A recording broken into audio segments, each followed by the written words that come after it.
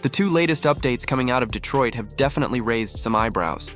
First, despite fans calling all offseason for help on the defensive line, the Lions remain firm, maybe even a bit stubborn, with the pieces they've got.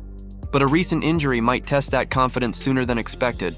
And if that wasn't enough, a quiet move behind the scenes just sparked concern in another key area of the roster. The front office is already making moves, and that says a lot about what they're really expecting in the coming weeks.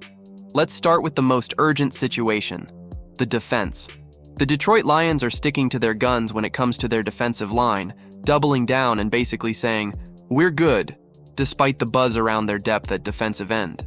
Fans have been making some noise all offseason, hoping the front office would go out and snag another proven pass rusher to line up opposite Aiden Hutchinson. But the team hasn't flinched. They're riding with what they've got, and they're not interested in overpaying just to make a flashy move. Now, after their matchup with the Bears, things got a little dicey. Marcus Davenport, the veteran edge rusher they brought in, is dealing with a shoulder injury and has been making the rounds with doctors to figure out how serious it is. If he can't suit up for their next showdown against the Ravens, Detroit is expected to lean heavily on Al-Quad Muhammad. And that's not a panic move. Muhammad has earned that trust. Dan Campbell has been hyping the guy up the last few weeks, and in his latest chat on 97.1 The Ticket, he stayed consistent. When asked how he's feeling about the depth behind Davenport, Campbell kept it real. "We're good. We're in a pretty good place here." He noted that GM Brad Holmes made some moves right after camp to shore things up and added that they'll have a clearer picture on Davenport's status by the end of the week. Right now, the active roster only features 3 defensive ends with real experience.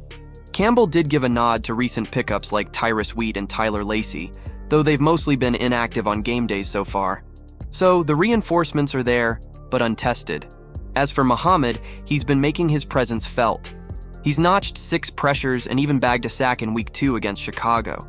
Campbell loves his physical style and motor, saying he's a significant role player for us. He's really improved just in the run game, and then his pass rush, he's able to squeeze the edge. The coach went on to praise Muhammad's energy and hustle, especially the way he flies to the football, something Campbell clearly values big time. And if the defense is raising questions, the offense just made a move too. And this one just hit the wire. The Detroit Lions are making some moves to reinforce their tight end depth chart, and the latest addition is veteran Ross Dwelley, who's joining the practice squad. Now, don't expect this to be a game-changing, headline-grabbing move. Dwelley isn't being brought in to light it up on Sundays. This is more about depth and insurance, especially with Shane Zylstra heading to the injured reserve after tweaking his ankle in Detroit's 52-21 beatdown of the Bears. Zylstra's injury is a blow, but not a backbreaker. Per league rules, he'll miss at least 4 games, and there's no clear timeline beyond that. So the Lions, never ones to sit on their hands, swooped in and grabbed Dwelley, a guy who's been around the league a bit. He came into the NFL as an undrafted free agent back in 2018, made a name for himself in San Francisco over 6 seasons, and had a quick stint with Atlanta before bouncing back to the Niners earlier this year. They let him go in mid-August, and now he finds a landing spot in Detroit. Dwelley's not the only addition. The Lions also brought in QB Malik Cunningham, and while he's likely there to mimic Lamar Jackson during practice ahead of Monday Night Football, it shows this staff is thinking a few steps ahead. But here's the twist. Dwelley's not taking up a roster spot. That went to offensive lineman Trayston Colon, a guy who's played in 51 NFL games and started 15. With the Lions banged up and thin along the offensive line, it makes sense. Colon also has a little Ravens background, so maybe that's part of the strategic puzzle heading into Week 3. As for the tight end room, it's business as usual. Sam Laporta is still the top dog, and Brock Wright has locked in the number 2 spot after a strong showing against Chicago.